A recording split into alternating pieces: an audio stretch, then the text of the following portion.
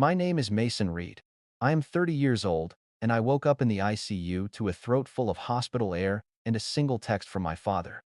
We need $50,000 for Ella's wedding this week. No, how are you? No, glad you lived.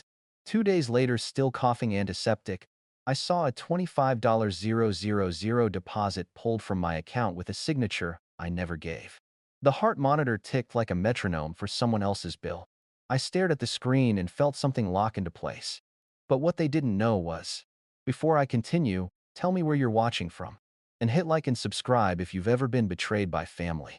Drop your city or country in the comments so I know who's at the table with me tonight. If this feels a little too real, share it with one person who needs proof that boundaries are allowed. The first mirror that ever told me the truth was the one in my studio kitchen. Afternoon light slides across that room from left to right, cutting a bright bar over the counter and making the shadows honest. I stand in it when I need to feel like a person who can be read. White fitted shirt collar pressed sharp enough to keep a sentence straight. Honey chestnut hair I dyed after a bad week and kept because it makes me look less tired. Clean, shave a touch of concealer under the eyes when the night ran long. Skin even because I learned the hard way that looking rested buys you patience. I set the camera on the windowsill frame myself from the knees up, both arms and no elbows, cropped a simple background of sky and the vague edge of the building across from mine. The light hits my face from the left and leaves the right in a cool gradient, so you can see depth, not drama. I smooth the shirt with my palms. I align a black binder and a pin parallel to the counter's edge.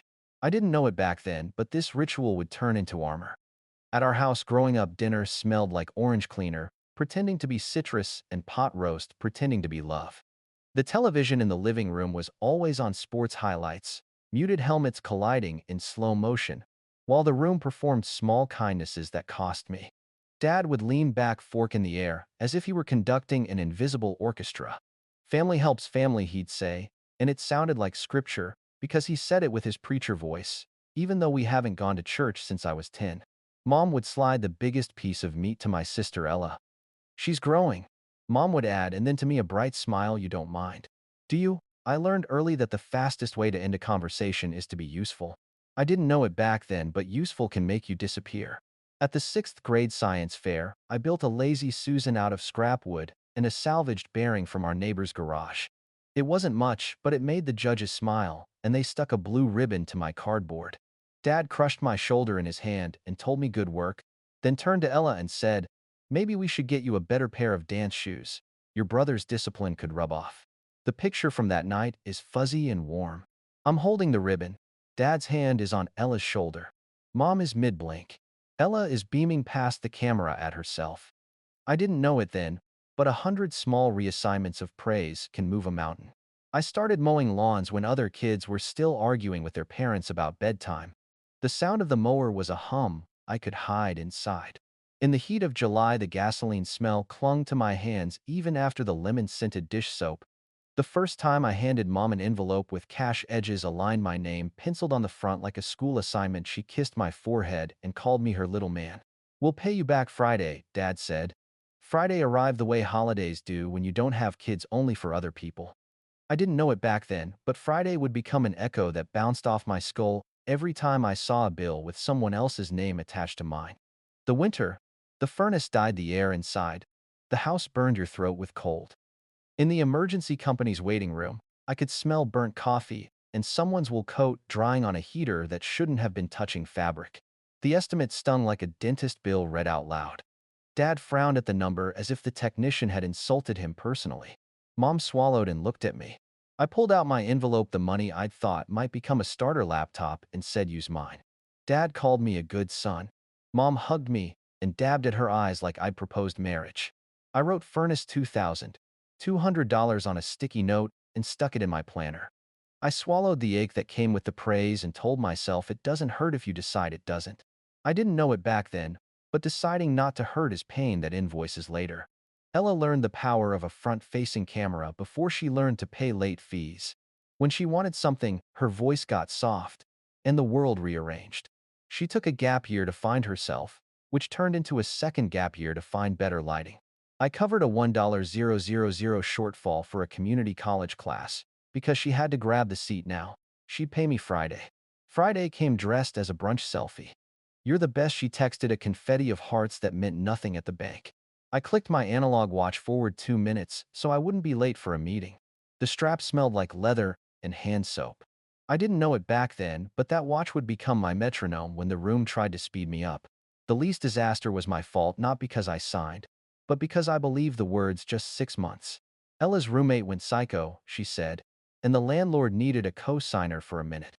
Minutes stretch when the rent is late. At 7:03 a.m., on a February morning that looked gray even on the weather app, the apartment office called to inform me that as a responsible party, I was responsible. I said I'd cover to protect my credit because credit companies don't care about anecdotes, only numbers. My voice sounded like a voicemail I didn't want to leave. I didn't know it back then, but every auto payment I set up was a thread someone else could pull when they needed a favor. Read fam, our family group chat dings like a cheerful bird that doesn't know you're trying to sleep. Mom sends recipes and articles about gratitude that read like invoices. Dad sends workout memes with captions about grit. Ella sends links to things she wants for the mood and asks who still has the Netflix login. If I don't answer within a reasonable time frame, the dots bubble anyway, as if they're texting the concept of silence. One time I said I couldn't float the cell bill without eating ramen for the week. Dad typed "family helps family." Mom added "don't make me worry." Ella sent a crying, laughing emoji that made the sentence feel like a dare. I didn't know it then, but laughter can be a lid on a pot that's already boiling. I got good at being the person who kept the world from becoming a mess. That's what operations analysts do. We keep the trains on time, if the trains are shipments, and the time is a window you promise to a customer who only knows by end of day. Fluorescent lights flatten the color out of everything, but there's a comfort in that too. No shadows means fewer surprises. My inbox fills with problems that mostly turn into patterns once you adjust the scale. At work, when someone needs something, they say it. When I fix it, they nod and move on. No one frames it as love. No one frames it as betrayal. It's clean. It's measurable. I didn't know it back then, but clean and measurable would be the only way to get through to my family later. On my way home most nights, I stop by the discount grocery and pick up a carton of eggs and the good coffee when it's on sale. The cashier's nails click against the keypad like a metronome for my thoughts. In my building's stairwell, it smells like laundry and someone else's dinner. Inside my apartment, it smells like nothing until I brew coffee or burn toast. The rhythm of living alone is a kind of prayer, pan, plate, sponge, towel, repeat. I hang my white shirts on the back of a chair to keep the shape. I iron on a folded bath towel. I keep a lint roller next to the fruit bowl. If you think that sounds clinical, you haven't grown up in a house where the only way to be seen was to be perfect at not needing anything. I can track the moment I started keeping a binder for everything. It was the first time Ella said, "just send me the picture of the receipt," and I realized I couldn't find it. I bought a cheap black binder, printed the bank statements and invoices and lease pages, and tucked them into clear sleeves. I labeled the spine with masking tape. It made me feel like I could point to a line and say, "here is the truth." I didn't know it back then, but the binder would become the only voice that couldn't be talked over. There was a Thanksgiving when I was 22 and Ella was 19, and Dad decided we should go around the table and say what we're grateful for. Ella said health and family, and Mom teared up. Dad said opportunity. I said warmth, and it was a joke for me. Warmth, the furnace provides warmth, the house demands warmth as currency you pay without receipts. No one laughed. The turkey smelled like butter and thyme. The chair under me wobbled, and I put a folded napkin under one leg so the table wouldn't shake. That's a person's job in our family. Make sure the table doesn't shake. I didn't know it then, but one day I would let it shake. If you've ever been sick in a house that's always announcing itself as fine, you know the kind of quiet I'm talking about. Senior year of high school, I had strep so bad it swallowed my voice. I tapped a spoon against a glass to get Mom's attention. She turned from helping Ella choose a dress for a winter formal and said, "baby, patience." I swallowed and felt the scrape. I made tea with honey and sat on the edge of my bed, the beep of the microwave counting out the minutes when my body wouldn't. I learned to take care of myself because I was good at reading instructions, and my father's instruction manual only had 2 pages: help and don't embarrass me. I didn't know it then, but self-care is how you survive being everybody's emergency contact. Ella loved to say that I was born old. It was a joke when I taught her to make a budget on an index card, and she used the card as a coaster. It was a joke when I brought a toolkit to her apartment to fix the cabinet door, and she filmed me for her story, with a halo emoji caption, "My brother saves the day." It was a joke when she posted a mood board with wedding colors 3 years before she met Brandon and tagged me with the words "my sponsor." I smiled and liked the post because typing no in public is a skill I didn't have yet. I didn't know it back then, but words you don't say are still witnesses. At work, when a load goes sideways, I pull up the timeline. What was scanned? When did it leave the dock? Who signed? The question is always the same: where did the handoff fail? The answer is usually at the part where someone assumed. At home, handoffs failed all the time because the assumption was always me. You'll cover this until Friday. You'll be the contact. You'll make the call. You'll fix this because fixing is what you're good at, and we need you to be good, not loud. I didn't know it back then, but the day would come when loud and good would mean the same thing. If I close my eyes, I can feel that white shirt against my shoulders. The first time I realized clothes could be strategy, not fashion strategy. The way a fitted sleeve makes you look deliberate. The way a clean line signals that you arrived on purpose. The way a face lit from the left and shadowed on the right lets people see angles without mistaking them for arrogance. I learned to let my jaw relax, to keep my eyes steady, to let silence sit for 3 full seconds before I answered. I kept a small concealer stick in the bathroom drawer for the purple half moons that got darker when I worried overnight. Looking like I had slept became a courtesy to myself. I didn't know it back then, but courtesy would be the one thing I refused to outsource. The night before everything started to tilt for real, I stood at my counter with the binder open and a cup of coffee that had gone from decent to bitter. While I reviewed numbers that weren't supposed to be mine, I lined my pen parallel to the binder's edge, clicked it closed, adjusted it again because order calms my hands. The building's hallway light leaked under my door in a thin stripe. The refrigerator hummed a low note. Somewhere upstairs, someone laughed, and for once it didn't sound like it was at my expense. I slid a new clear sleeve into the binder, empty for now, labeled with a sticky note I'd written without thinking: wedding. I didn't know it back then, but that was the pocket that would catch the first red flag before it could run. Hospitals have their own weather. The air is too clean, the light is too white, and the clocks run on a rhythm that doesn't care if you're ready. In the ICU, tape tugged at my skin, and the heart monitor ticked like a metronome set to someone else's deadline. When I finally surfaced enough to hold my phone, there was the message from my father.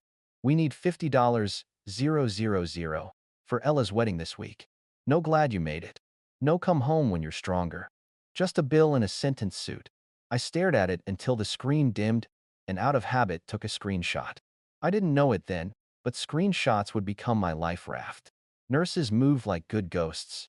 One of them adjusted the IV with the gentlest hands I've ever seen and said, "Someone's waiting for you at home," the way people say it when they mean hope. It was true, just not in the way she thought. When Mom called that night, her voice was soft with the kind of worry that sounds like a lullaby until you hear the verse under it. "You scared me," she said. "Rest, baby. When you're up, we'll talk about Ella's big day. She's so stressed." She exhaled and let the silence sit like a ripe fruit. I said okay, because okay is the life jacket you throw to a conversation that wants to drown you. I didn't know it back then, but my okays had begun to starve. They discharged me into a November that smelled like wet leaves and chimneys. I shuffled up the stairwell to my studio, one hand on the rail, breath loud in my chest. Inside, I turned on the lamp and stood in the swath of light that goes left to right across my counter. I looked like a person again: clean shave, honey chestnut hair, combed in place, a white fitted shirt that said I had chosen to show up. I put a dot of concealer under each eye to erase the hospital's version of me. The mirror gave me depth: bright on one cheek, shadow on the other, real, not dramatic. I framed myself in the camera from the knees up, both arms easy at my sides, nothing cropped. It felt ridiculous and necessary. I didn't know it then, but making myself visible to myself would be how I'd stay visible in rooms that preferred me as a tool. 2 mornings later, coffee in a chipped mug, I opened my banking app and blinked. A $25,000 debit label deposit had marched out of my account like it knew where it was going. My stomach went cold, then hot. The transaction detail field showed a vendor name I didn't recognize and a note: contract deposit, typed like an invitation. The app asked, "Was this you?" I pressed no with a thumb that shook once. Then I called the bank. Fraud department. Arjun, speaking, a calm voice, said, as if the world could be mended by tone alone. The branch smelled like toner and wet coats. When I arrived, the floor mats dark with boot prints, the pins on chains clicking like patient metronomes. Arjun shook my hand through the glass and slid a form toward me. Let's lock you down first, he said. Fraud alert, credit freeze, and a branch note that no authorizations are to be accepted by phone even if your daughter or mother is on another line. He looked up like he'd heard this pitch before. In person only with your ID, your signature. That protects you from any quick awareness tricks. People do this by phone, I asked. People try, he said, typing. Keys sounded like rain on a tin roof. Also, our internal log shows the access point on the disputed transaction corresponds to a home network associated with your parents' address. He said it carefully, not as an accusation, more like a weather report. We'll handle the investigation. You handle your boundaries. He printed 2 pages that said exactly what he'd just told me in words the bank would stand behind. I initialed and signed where he pointed. The pen whispered across paper. He made copies and slid them into a clear sleeve. Take this, he said. Carry it. I didn't know it then, but those 8 lines in bold would be the spine of my future. On the walk back to my car, my phone pinged with a notification from ReadFam. Mom had written a paragraph that started with baby and ended with don't make me sick, and in the middle said the thing that always said itself. We need to show face for Ella. Family helps family. Dad added a thumbs up emoji that felt like a stamp. Ella posted a mood board, dresses, candles, gold forks. She tagged me, my sponsor, with a winking face that pretended to be cute. I stared, then took a breath and typed nothing. Some silences are a scalpel.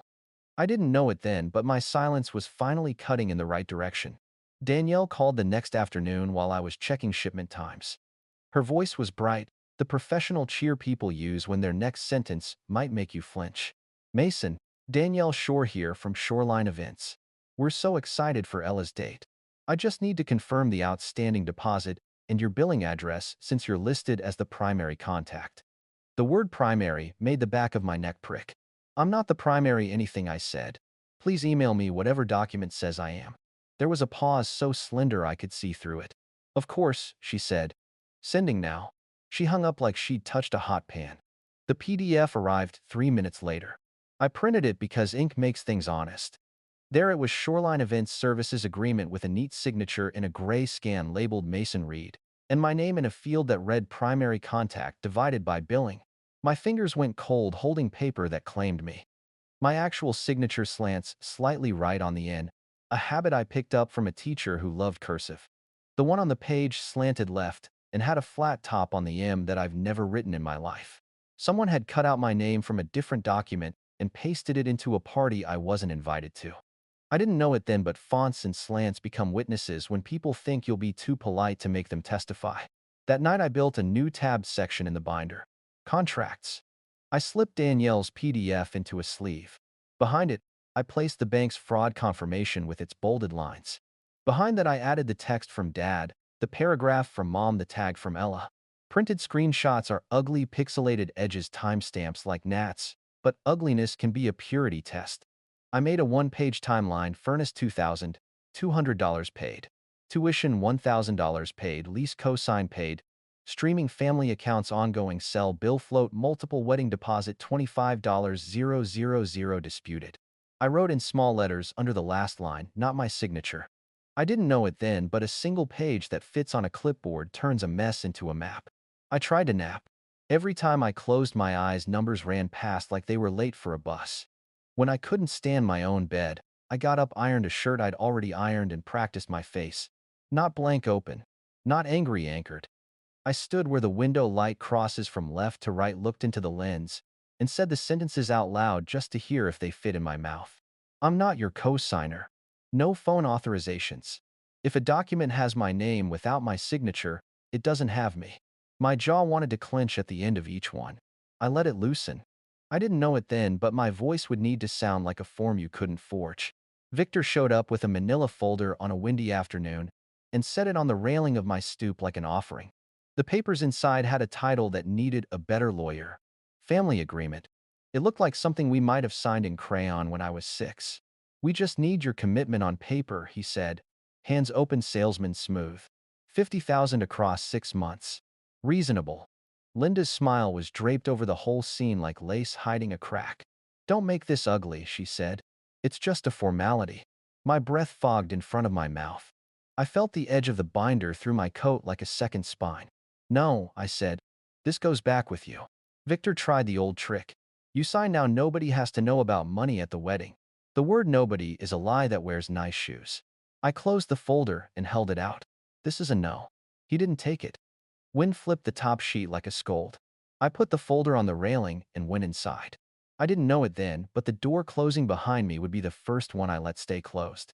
Jules and Cameron, two colleagues who have perfected the art of saying exactly enough, coached me in the break room over reheated soup and a humming microwave. 2 sentences, Jules said. No more. If they ask a third time, repeat sentence 1. Cameron nodded. Never explain what the bank can explain with a letterhead. We rehearsed like we were prepping for a quarterly call. Kindness isn't consent. Documentation beats drama. I'm not available for that. Each line felt strange until it didn't. I didn't know it then, but rehearsing boundaries is as unglamorous and necessary as ironing. At rehearsal dinner the night before the wedding, I watched the room like an analyst. The hall smelled like roasted chicken and something floral that clung to sweaters. Gold chairs scraped the floor in small apologies. Television sports highlights looped on a silent screen over the bar. The same catch replayed like time had admired itself and gone back for seconds. I carried a small envelope with a single-page summary in case a cousin asked me in a corner to tell my side. Nobody asked. Ella moved across the room like a spotlight followed her. Brandon told a story about their first date that sounded like he'd learned it from Ella's caption. When the coordinator handed out gift bags for the wedding party, I saw a folded printout tucked inside one venue balance and bar minimum along with a handwritten note count on MR. The letters were Victor's the way his R chose the line on the right. I didn't take the page. I didn't need to. I took a picture. I didn't know it then, but that snapshot would be the quietest confession of the night. D. Ruth and Co. Gary met me at a coffee shop near the bank the next morning because I asked. The place smelled like burnt espresso and new paint. I slid a concise version of the binder across the table. Bank freeze and fraud alert, the contract with the wrong signature, the timeline. Ruth read every line like someone who has been lied to before and learned how to tell. Gary watched my face instead of the paper. She's our niece, he said finally, meaning Ella without saying her name. But this is wrong. He tapped the bolded sentence on the bank letter. No authorizations by phone. Your father's going to call it drama. It's procedure, I said. Then use procedure, Ruth said. On purpose. I didn't know it then, but their quiet pivot would keep me from looking like a lone flare in a dark field. Danielle emailed again that afternoon with a measured tone. We'll need the deposit verified by close of business, she wrote, or bar service will be limited. The phrase limited read like a threat in a suit. I forwarded her Arjun's letter, blacking out the case number and leaving the sentence she needed to see. I added one line, my name is not available for your billing system. She didn't respond right away. The silence felt better than any apology. In my apartment, I laid the binder open and practiced lining up everything with my breath. Inhale, bank letter. Exhale, contract with the slanting M. Inhale, the timeline. Exhale, my 2-sentence script. The refrigerator hummed. The radiator ticked like it had learned the metronome's job. Outside, wind scraped dry leaves along the sidewalk the way a broom does when someone is cleaning up after a party no one will admit got out of hand. I ironed one more white shirt, not because it needed it, but because the hiss of steam and the glide of fabric under my palm told my body that I decide how things lie flat. When I showered, I let the hot water make steam roll off my shoulders. I shaved slow. I combed the honey chestnut hair till it lay neat, not boastful. I used just enough concealer to erase the leftover ICU in my eyes. I buttoned the white shirt fitted clean meant to be seen and tucked it into charcoal trousers, the belt stitching straight as a ledger line. In the mirror, the light from the left cut across my face, leaving the right in a gradient that made the bones look carved. I stood in the frame from the knees up, both arms and shoulders, open like a person ready to take the stand. I didn't look angry. I looked like the kind of man who doesn't raise his voice because the paper will do it for him. I slid the binder into a slim black folio, the kind that disappears until you open it. I slipped the spare pin inside and aligned them both with the edge of the counter because the straightness soothes something no one else can reach. I put my phone on Do Not Disturb and set it face down so it couldn't perform emergencies at me. I breathed in, counted 3, breathed out, and felt my heartbeat settle into a rhythm that belonged to me. If you've ever walked into a room that expects you to be a wallet, you know the weight of the doorknob. You know the way sound hits you first, the laughter an octave too high, the chairs scraping the glasses nudging the table like rain. You know how eyes scan for your yes before they say your name. I wasn't going to yell. I wasn't going to plead. I wasn't going to turn family into court because they had already done that when they put my name on their line. I was going to document. I was going to lay out the paper and let gravity hold its breath. Reed fam woke me before the sun did. Mom dropped a paragraph that began with sweetheart and ended with don't make me sick, looping the chorus in the middle. Ella's under so much pressure, we need to show face, family helps family. Dad followed with a single sentence, confirm $50 K today so we don't have to talk about money at the wedding. Ella posted a selfie with candles and gold forks and wrote, some people are determined to ruin joy, tagging, no one tagging everyone. I read it in the glow of my phone and felt the old reflex reach for yes like it was medicine. I set the phone face down. The room went quiet in that honest way only an empty apartment knows. By noon their car idled at the curb, heater fan whirring. Victor stood on my stoop with a leather folder and the look he uses to close deals. Linda took a half step behind him, soft scarf, softer tone. He opened the folder like a magician, revealing a Dove family agreement. Lines with blanks. Signature lines that waited for me. 6 monthly installments, he said. It will keep the peace. Linda touched my sleeve. Sign and we won't embarrass you by talking money at the reception. No, I said. Victor blinked slow. Man to man, no phone authorizations. No cosign. No agreement, I said steady. He tried to hand me a pin. I didn't take it. You want me at the wedding, he said. Be our good boy tonight. The phrase slid under my ribs like a thin blade. I set my body at a slight angle so the door could close if it needed to. I'm not a boy, I said. And good doesn't mean easy.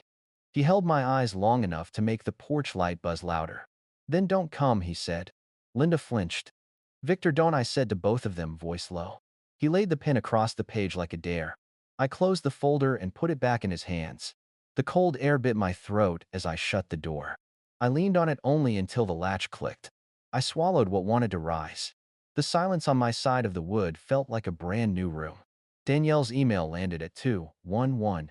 Subject primary contact confirmation.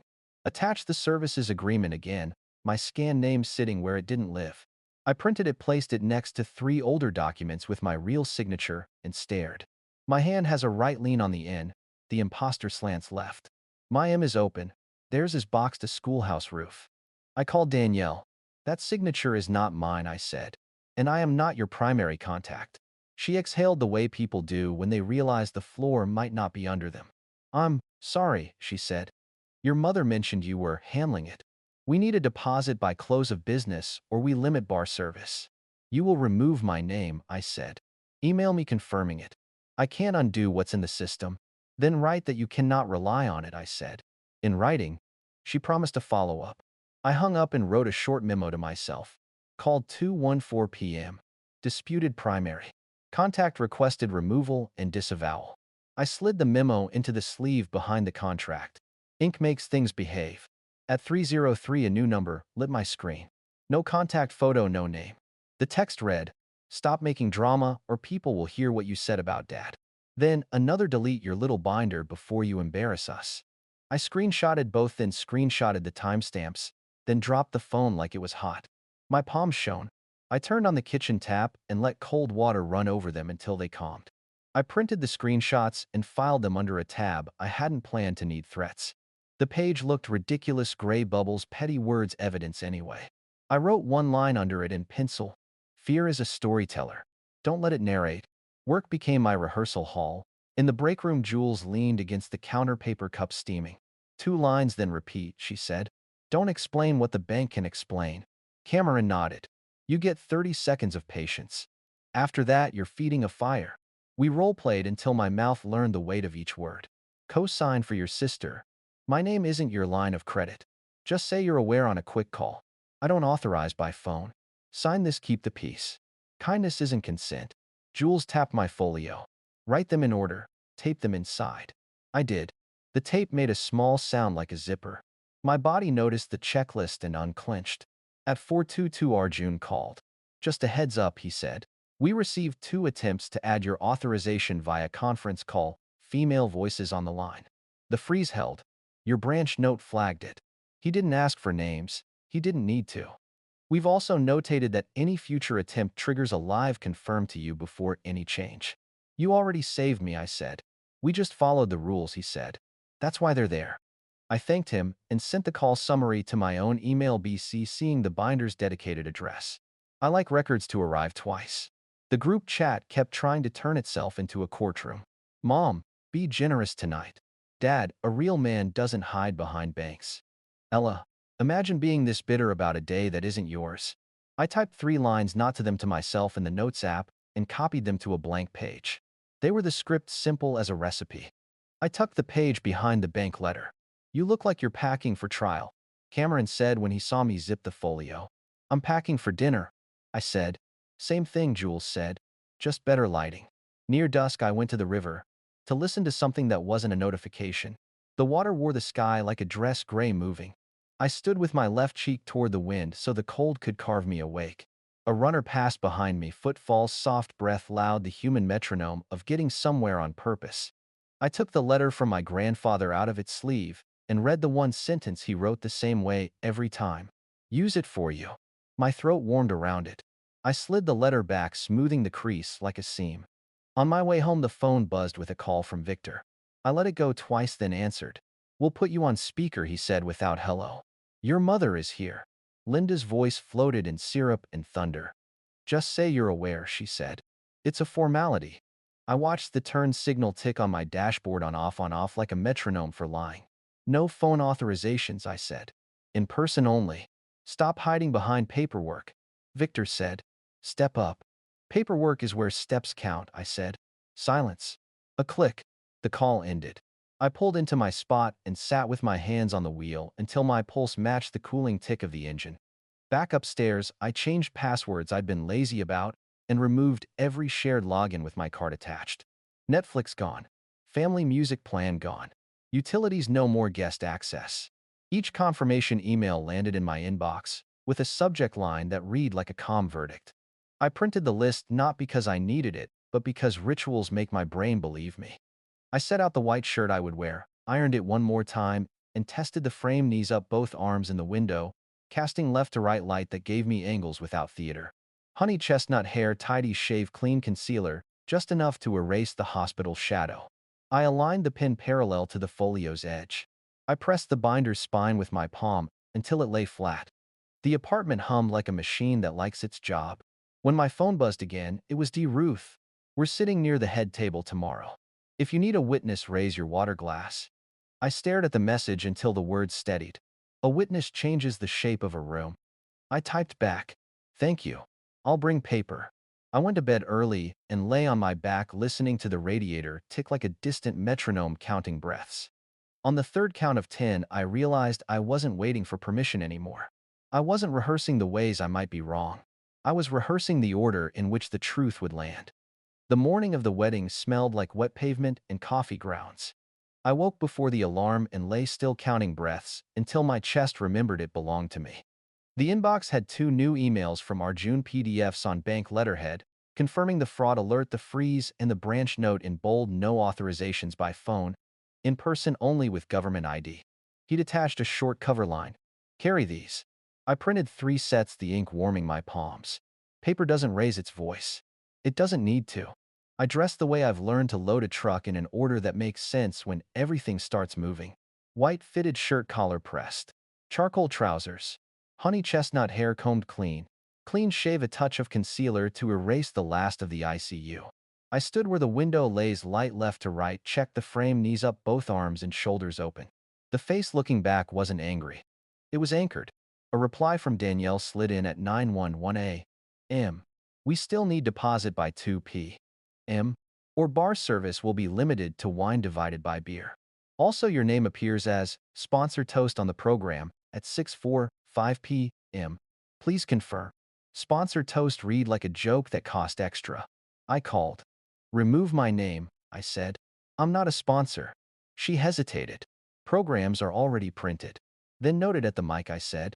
Do not announce me as anything but guest. I'll do what I can, she said, and hung up with the sound people make when they realize gravity isn't on their side.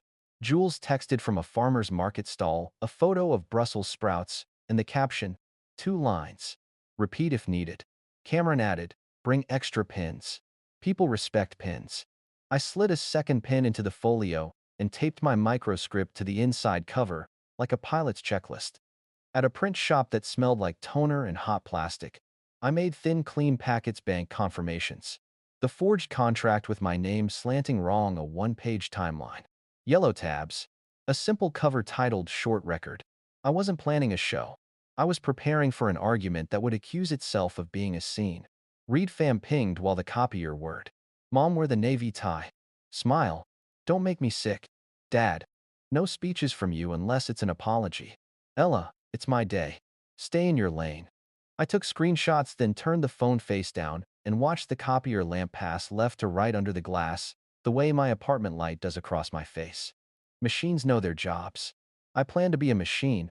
On the way to the venue, I stopped by the river and read my grandfather's sentence aloud just once to hear it fit in the air. Use it for you. The wind pushed my hair back. My left cheek warmed, the right went cool. I tucked the letter into its sleeve behind the bank PDFs. Not a weapon, a spine. The venue was a room that wanted to be a photograph. Gold chairs, round tables, eucalyptus trying to smell like forest. The bar television cycled silent sports highlights, collisions replayed so often they looked routine. Staff in black moved like stagehands. I could taste the lemon in the polish on the glassware. I checked in with the coordinator. On her clipboard, my name sat in a neat serif under 6'4", 5 sponsored toast. I took a photo. That's wrong, I said. It'll be corrected. She lied with a smile she needed for 1,000 other problems. I didn't push. I already had the picture. In the hallway outside the coach room, Brandon stood with his tie draped around his neck like a leash he hadn't decided to wear. He smelled like aftershave and nerves. You look good, man, he said, voice too bright. Big day, I said. He nodded, swallowed. I didn't know about the signature thing, he blurted. Your dad said you were in. He raked a hand through his hair. I don't know what I thought. I held his eyes. Do better thinking from here on. He nodded like a kid. I will. I believed him enough to let him walk away. D. Ruth and Co. Gary waved me over by the escort cards. We're near the head table, Ruth said, touching my sleeve the way you touch a wire to see if it's live. Raise your water glass if you need the room to slow down. I took their hands and felt my heart settle one notch lower in my chest. Witnesses change rooms. In the foyer, Victor worked a small circle like a politician in a church basement. Handshakes. Chin tilts, the practice good to see you that buys 5 more minutes of reputation. His business partner, Evan Marks, lingered at his shoulder. Monday's pitch, Evan said. We'll need to talk after dinner. Victor patted his arm. After dinner, he promised, as if a meal can fix a balance sheet. He saw me and gave the half smile he uses when he wants to look magnanimous in front of donors. You made it, he said. Thank your mother. I thanked Arjun, I said. The smile flickered. Danielle intercepted me, with a tight clipboard and tighter smile. We'll announce toasts after entree, she said. I can say, Mason read only. Say nothing, I said. If I speak, I'll stand. Her eyes searched my face for softness. She didn't find any. Understood, she said, and moved on, a professional, trying to keep a table from wobbling when the floor is the problem. In the gents, I ran cold water over my wrists and watched it bead on my skin and break away. The mirror gave me the same face I'd practiced, bright on the left, clean shadow on the right jaw, loose eyes steady. I lined the pen parallel to the folio's edge on the counter, then picked both up and felt the weight, not heavy. Exact. A text from an unknown number arrived while I dried my hands. Keep your mouth shut. It's Ella's day.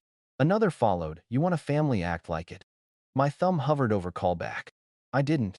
I took screenshots, printed them at the hotel's business center on paper that felt cheap and perfect, hole punch tab threats, page 2. Before the ceremony, a server placed a program in my hand. Sponsored toast was still there, ink already dry. I slid the program into a side pocket, another receipt in a suit.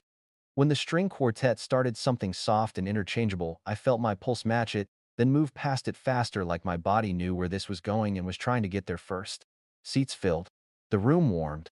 Glasses clinked the way they do when strangers want to sound like company. Linda brushed my arm as she passed perfume like sugar hiding smoke.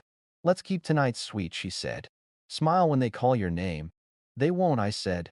She blinked like a light going out. Don't do this, she whispered. Do what I asked. Tell the truth. She moved away before I could read her mouth. At the bar, the television replayed a slow-motion tackle. A player flew hit, stood, jogged it off. Practice something long enough, and getting knocked down looks like part of the choreography. I looked at the clock over the exit sign. The minute hand climbed toward the part of the night when programs turn into instructions. As we were seated, Evan leaned toward Victor. "So you covered the last invoice?" he asked. "Low, not low enough." "We're handled," Victor said. The words sat on the tablecloth like a stain. I lifted my water glass, the signal Ruth and Gary were waiting for, and took a slow drink. The room didn't stop, but they saw. The salads arrived. My folio lay on the table, black and thin, no louder than a menu, until it opened. I adjusted the pin parallel to the edge and felt my breath find the same straightness. Danielle touched the mic, and the room pinged the universal hum that means attention is on the way. A last email from Arjun slid across my screen, chargeback initiated. Do not consent to any on-site fixes. Call if pressured. I typed one word back, received. Then I put the phone face down and palmed the folio like a book I'd already memorized. Someone at the head table tapped a glass. The chandelier thrummed. The MC lifted the mic and smiled wide enough to pretend he owned the room. "We have a few words before dinner," he said. "From family." I set my hand flat on the folio's cover. The spine gave a little under my palm, as if it were bowing me on stage. I wasn't going to toast. I was going to testify. The MC smiled into the mic like he owned the room. "We have a few words from family before dinner." I stood palm flat on the folio. The chandelier thrummed. Silver chimed. Somewhere behind me, the bar television rolled a slow-motion tackle. I felt the left side of my face warm from the lights, the right side hold a clean shadow. I didn't raise my hand. I didn't clink a glass. I walked to the head table and set the folio down between the centerpiece and the gravy boat. "Before the toasts," I said, voice even a short record. Victor tried to laugh. "Mason, sit." "We don't need." I opened the folio. Paper made that soft sigh it makes when it knows it's about to matter. I slid the top packet to him, then one to Linda, one to Ella, one to Danielle, who went a shade paler and clicked her pin shut like a seatbelt. I stepped sideways and placed a copy in front of Evan Marks. Last, I handed a slim set to D. Ruth and Co. Gary. "Witnesses change rooms." "Page 1, I said. "Bank letter. Fraud alert. Credit freeze. Branch note in bold, no authorizations by phone. In person only with my ID." I touched the line with a fingertip. "Attempts at conference call. Awareness. Flagged and denied." Dad's jaw shifted like a gear grinding. "You dragged your bank into a wedding." "The bank arrived when $25,000 left my account without me," I said. Ella snorted. "You're seriously doing this on my day?" "Your day stopped being yours the second you put my name on it," I said, still level. "Page 2. Danielle's eyes raced. "This signature is not consistent," she murmured, mostly to herself. "Page 2, I repeated for the room. "Shoreline Events Services Agreement. My name listed as primary contact, divided by billing. Signature slanting left. My real signature slants right." I laid a sheet with 3 examples beside it, the same N, the same open, M, the same small, rightward lean, a teacher once praised. "If a document has my name without my signature," I said, "it doesn't have me." Linda reached for Victor's forearm. "Honey, please. This is ugly." "Ugly is a forged contract," I said. "Ugly is an IP log from our home network on a transaction for $25,000. Page 3. Evan lifted his copy. His eyebrows met. "IP logs. From the bank's internal report. Source network.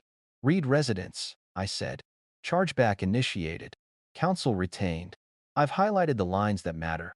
Victor's laugh broke in the middle. "Counsel, you brought a lawyer to your sister's wedding." "I brought paper," I said. "Because paper is the only thing you don't talk over." The room shifted, chairs creaked, forks paused midair. The HVAC pushed a new breath across the ceiling.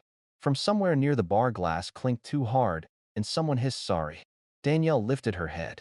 "Given this, we cannot rely on the current primary contact designation," she said, voice professional and small. "Bar service will adjust accordingly until funds are." "Don't you dare," Ella snapped, eyes bright as broken glass. "You're not ruining my bar. Your bar was never mine to buy." I said. Page 4 is a 1-page timeline. Furnace, $2,200. Tuition, $1,000. Lease co-sign. Streaming plans. Cell floats. Wedding deposit disputed. "This is what family helps family has looked like when it hits my ledger." Linda whispered. "Don't make me sick," the same line she uses when I don't agree in private. "Kindness isn't consent," I said quietly enough that only the head table heard it and loud enough that everyone knew it landed. Victor set his palm on the folio like he could smother it. Apologize to your sister, he said. We'll handle this Monday. Tonight is not the Evan stood. The scrape of his chair sounded like a verdict. Victor, he said, eyes still on the packet. You told me our lines were clean. They are, Victor said too fast. They aren't, Evan said. Not after this. He laid the packet down like it was heavy. We'll talk, he said to me. And to Victor, he added. Separately, he stepped back from the table. The space he left behind made a sound. My phone buzzed once, just once. Arjun chargeback in motion. Do not consent to any on-site fix. I set the phone face down without reading it a second time. I turned to Danielle. Your programs list me for a sponsor toast, I said. I slid the trifold across. Corrected at the mic. She nodded, eyes wet the way professionals look when they've realized they were handed a grenade with the pin out. I will. Ella's voice dropped to a whisper that still carried. Your adopted drama in a suit, she said. It was the kind of cut meant to bleed in the dark. I didn't flinch. Love doesn't use labels as invoices, I said. Call me brother if you want a brother. Call me sponsor if you have my card. Linda's napkin rustled under her fingers. Don't do this, she begged. Smile. Eat. We can settle details later. Details are where people hide decisions, I said. A server hovered unsure whether to pass the rolls through a storm. D. Ruth touched the packet with 2 fingers like it was a pulse. It's all here, she said simply. Gary nodded once, a small gavel. Victor leaned closer until I could see the pores on his nose. Put it away, he said through his teeth. Or don't come home again. I reached into my pocket and placed a small envelope on the linen. It made a dull, honest sound. I slid the spare house key out and set it beside the envelope so no one could pretend not to see. I don't go places I'm not welcome, I said. And you don't use spare keys on my accounts. He stared at the key like it had spoken. Ungrateful, he said. Documented, I answered. At the far end of the table, the MC hovered, clutching the mic, smile trembling. Danielle caught his sleeve and whispered. He nodded, looked at me, looked at the packets, looked at the room, and set the mic down like it might break. Everyone breathe, Linda pleaded, voice cracking into sugar and smoke. This is a celebration. I gathered the copies back into a neat stack, except for the ones in front of Victor, Linda, Ella, and Evan. Those I left like place cards no one ordered. I slid the folio shut. The sound was a soft click, like a door closing correctly for the first time in years. Ella stood chair legs skittering. You ruined it, she said, the kind of cry that's been practiced in mirrors. You ruined my wedding. I looked at her the way you look at a traffic light that just turned red. I refused to pay for it, I said. Those are different verbs. A hush spread, not reverent aware. At the bar, the television replayed the tackle again. The player flew. Hit. Stood up. Jogged it off. Practice something long enough, and even impact looks like choreography. I turned to the room because sometimes clarity needs an audience. I'm not your co-signer, I said, slow enough for the mics that weren't on. I'm not your guarantor. My signature is not a family fundraiser. My credit is not your spare room. If a document has my name without my wet signature, it doesn't have me. If a phone call says I said yes, it's lying. No one clapped. Good. This wasn't a performance. I picked up the folio and the empty envelope and left the key, where it lay, a small, bright refusal. As I stepped back from the table, Danielle's headset crackled. Attention, she told the staff, voice tight, adjust bar to wine and beer only until further notice. A low ripple moved through the room like a field struck by wind.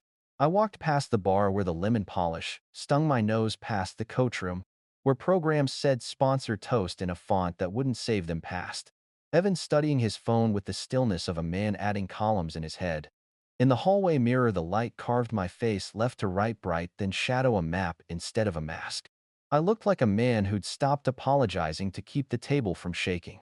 Behind me, voices rose and collided, Linda's pleading, Victor's hissed orders, Ella's vowels sharpened into glass. Someone said, "Is that legal?" Someone else said, "It's in writing." The door to the kitchen swung and swung, staff moving in a rhythm that didn't care whose name was on the program.